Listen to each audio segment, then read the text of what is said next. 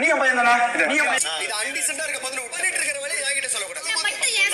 நண்பர்கள் அனைவருக்கும் வணக்கம். இப்ப லைவ்ல போயிட்டு இருக்க பிரச்சனையை பத்தி தான் நம்ம பார்க்க போறோங்க. கானா வினோத்துக்கும் எஃப்ஜேக்கும் பிரச்சனை போயிட்டு இருக்கு.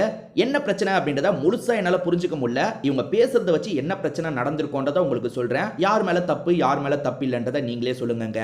என்னன்னா, கானா வினோத்தை பொறுத்த வரைக்கும் சூப்பர் டீலக்ஸ் ஹவுஸை சேர்ந்தவர். இந்த காலையில இருந்தே பிக் பாஸ் ஹவுஸை சேர்ந்தவங்க என்ன பண்ணாங்கன்னா, சூப்பர் டீலக்ஸோட ஹவுஸை எட்டி எட்டி பார்த்தாங்க பாத்தீங்களா. அப்ப கானா வினோத் என்ன பண்ணிருக்காருன்னா, ஏதோ ஒரு துணியை வச்சு மறைச்சிருக்காரு. அப்படி துணியை வச்சு மறைக்கும் போது இந்த எஃப்ஜே ஒரு லூஸ் டாக் விட்டுருக்கான். அது என்ன தெரியுமா? என்ன மறைச்சிக்கிட்டே இருக்க, இந்த மாதிரி மறைக்கிறவன் தான் தப்பானவனா இருப்பான், அவன் தான் தப்பு தப்பா பார்க்குறவனா இருப்பான்ற மாதிரி ஒரு விஷயத்த சொல்லியிருக்கான். அதாவது என்னன்னா, இப்போ பெண்கள் அங்கே இருக்காங்கன்னா அதுக்காக இவரை சேஃப்கார்ட் பண்ணுறதுக்காக மறைக்கிறாரு. அப்படி மறைக்கும் போது மறைக்கிறவன் மறைச்சு நல்லவனா காட்டுறவன் தான் உண்மையிலேயே ரொம்ப மோசமானவனா இருப்பான்ற மாதிரி எஃப்ஜே ஒரு விஷயத்த சொல்லியிருக்கான். அப்போ கானா வினோத் அதை பெருசுப்படுத்தலை. சரி, அவன் சொன்னது தப்பு தான், ஆனால் அப்போ பெருசுப்படுத்தாமல் விட்டுட்டாரு. இப்போ வேற ஒரு பிரச்சனை நடந்துட்டு இருக்கும் போது கானா வினோத் அந்த விஷயத்தை கொண்டு வராரு.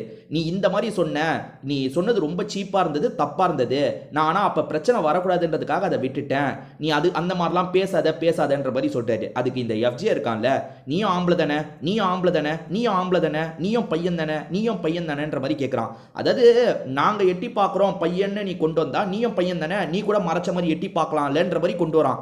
எவ்வளவு சீப்பா யோசிக்கிறான் பாருங்க. அதுவும் இல்லாம கானா வினோத்துக்கு கொஞ்சம் கூட மரியாதை தர மாட்டாங்க. கானா வினோத்துக்கு எப்படியும் ஒரு 35 வயசு இருக்கும், இவனுக்கு 25 வயசு கிட்ட தான் இவனுக்கு. இவன் மரியாதை இல்லாம பேசிட்டு இருக்காங்க. சரி, அடுத்த விஷயம் வருவோம். என்னன்னு பார்த்தீங்கன்னா, அப்போ கானா வினோத்து ஒரு பாயிண்ட் வச்சு நச்சுன்னு அடிச்சாரு. என்ன பாயிண்ட் வச்சு திரும்ப அடிச்சாரு? நீ பண்ற வேலையெல்லாம் நான் பண்ணுவேன்னு நீ சொல்லாத, நீ பண்ற வேலையெல்லாம் நான் பண்ணுவேன்னு நீ சொல்லாத அப்படின்ற மாதிரி ஒரு 3-4 வாட்டி சொல்லிட்டாருங்க. அப்போ கூட இந்த எஃப்ஜே எதுவுமே கண்டுக்காத மாதிரி தான் இருந்தான். ஆனால் அரோரா சப்போர்ட் பண்ணிட்டு வந்துட்டாங்க. நீங்க சொல்றதும் அக்யூஸ் பண்ற மாதிரி இருக்கு, அண்ணா நீங்க அப்படி சொல்லக்கூடாதுன்ற மாதிரி கானா வினோத்தை கேள்வி கேட்குறாங்க. அந்த எஃப்ஜே அவ்வளோ பேசியிருக்கானே, எஃப்ஜே ஒரு கேள்வி கேட்டீங்களா? உங்க டீமை சேர்ந்த கானா வினோத்தை கேள்வி கேட்குறீங்க.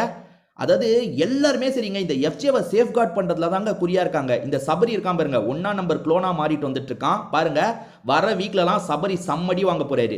இந்த எஃப்ஜேக்கு சப்போர்ட் பண்றன்ற பேர்ல தொடர்ச்சி அடி வாங்க போறாரு பாருங்க. எல்லாருமே எஃப்ஜேக்கு சப்போர்ட் பண்றாங்க. இதுல நியாயம் பார்த்தா கானா வினோத் பக்கம் தாங்க இருக்கு.